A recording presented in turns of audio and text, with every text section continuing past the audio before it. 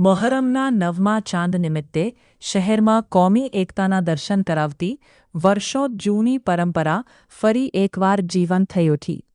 વડોદરાના યાકુતપુરા મુસ્લિમ પંચના ઐતિહાસિક તાજિયા, જે સરકારી ગાયકવાડી શાસનના તાજિયા તરીકે પણ ઓળખાય છે, પરંપરાગત રૂટ પર તાજિયા સાથે મોટી સંખ્યામાં લોકો નીકળ્યા હતા। ગાયકવાડી શાસનકાળથી ચાલી આવતી પરંપરા મુજબ મોહરમના 9મા ચાંદની રાત્રે યાકુતપુરા મુસ્લિમ પંચના આ સરકારી તાજિયા ભારે આસ્થા સાથે નીકાળવામાં આવ્યા હતા। આ તાજિયા જ્યારે યાકુતપુરાથી નીકળીને લાલ અખાડા પહોંચ્યા, ત્યારે ત્યાં ઉપસ્થિત હિન્દુ ધર્મના લોકોએ ભાઈચારાનો સંદેશ આપ્યો હતો।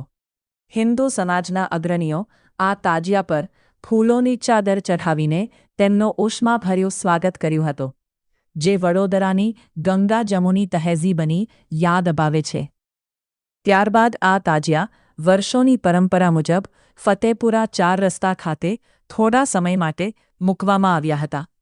ફતેપુરાથી આગળ વધીને આ ઐતિહાસિક તાજિયા અડાનિયાકુલ સ્થિત નાની દરગાહ ખાતે પહોંચ્યા હતા, જ્યાં આ તાજિયા મૂકવામાં આવ્યા હતા।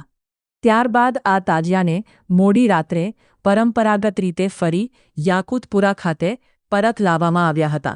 ताजिया हमारे ये लाला का उड़ के फतेहपुरा हो के याकूतपुरा आएगा। एकदम एकदम कौमी एकता को सवाल ही नहीं है। माहौल बहुत अच्छा है और सबका साथ साकार है। हमारा लाल अखाड़ा किशोर पहलवान करते हैं, फिर आगे मराठी मेले में नाके पे करते हैं और फतेहपुर 4 रस्ते होता है, कोली फड़े के नाके पे होता है। क्या नाम आपका? आबिद हुसैन।